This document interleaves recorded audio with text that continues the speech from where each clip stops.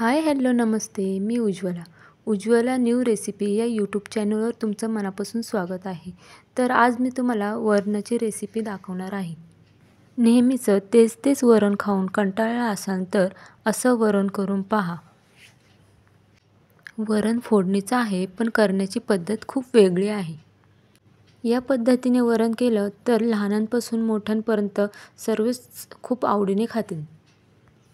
चला आपण रेसिपीकडे वळूयात. गॅसवर कुकर ठेवला आहे. यात मी 1 पळी तेल घातलं आहे. तेल छान गरम झाले आहे. आता यामध्ये मी मोहरी घातली आहे. मोहरी छान तडतडली की यामध्ये आपण जिरं घातलं आहे. आता जिरं छान फुलले की यामध्ये आपण कढीपत्ता घालणार आहोत. कढीपत्त्यामुळे वरणाला छान सुगंध येतो. आता यामध्ये आपण लसूण घातला आहे. लसूण लालसर झाला की यामध्ये आपण फोडणीला थोडी कोथिंबीर घालणार आहोत आणि त्यानंतर लगेचच मिरच्या घालून घ्यायच्या. आता हे छान परतून घेऊया. जर तुम्ही नवीन असाल तर व्हिडिओला एक सबस्क्राईब करा आणि एक लाईकसुद्धा करा. मिरची परतून झाली की त्यामध्ये 1 टोमॅटो बारीक चिरलेला घातला आहे. तो सुद्धा छान परतून घ्यायचा.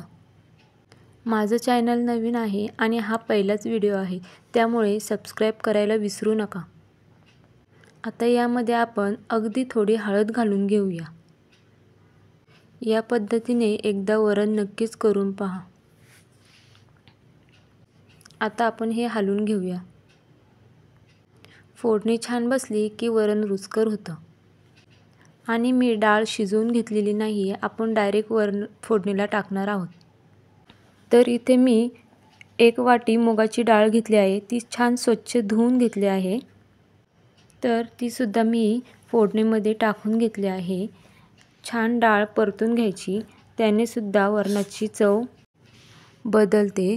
कमीत कमी 1 ते 1.5 मिनिटं डाळ छान परतून घ्यायची. त्याने सुद्धा डाळीची चव बदलते. गॅसची फ्लेम लो ठेवायची आहे. लो फ्लेमवरतीच आपल्याला डाळ छान परतून घ्यायची आहे. आता आपण यामध्ये पाणी घालणार आहोत. मी इथे 1 ग्लास पाणी घालत आहे. तुम्ही जितकी डाळ घेतली आहे त्या अंदाजानुसार पाणी घाला. आता हे छान मिक्स करून घेऊया आणि त्यानंतर यामध्ये चवीनुसार मीठ घालून घ्यायचं आहे. नंतर फोडणी देण्यापेक्षा अशा पद्धतीने फोडणी दिली की वरणाची चव अगदीच बदलते. मीठ घातले की यामध्ये आपण लगेचच कोथिंबीर घालून घेणार आहोत. वरणाला कोथिंबीर ही भरपूर घालायची, म्हणजे वरण खूप टेस्टी होतं. त्याचबरोबर ते छान दिसतं. आता आपण झाकण लावून याच्या 3 शिट्ट्या काढून घेणार आहोत.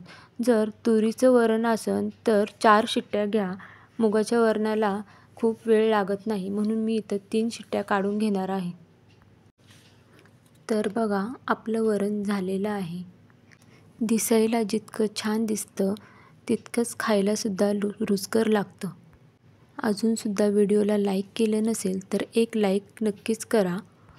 व्हिडिओ कुठून पाहताय हे कमेंटमध्ये सांगायला विसरू नका. माझा व्हिडिओ संपूर्ण पाहिला त्याबद्दल तुमचे मनापासून धन्यवाद.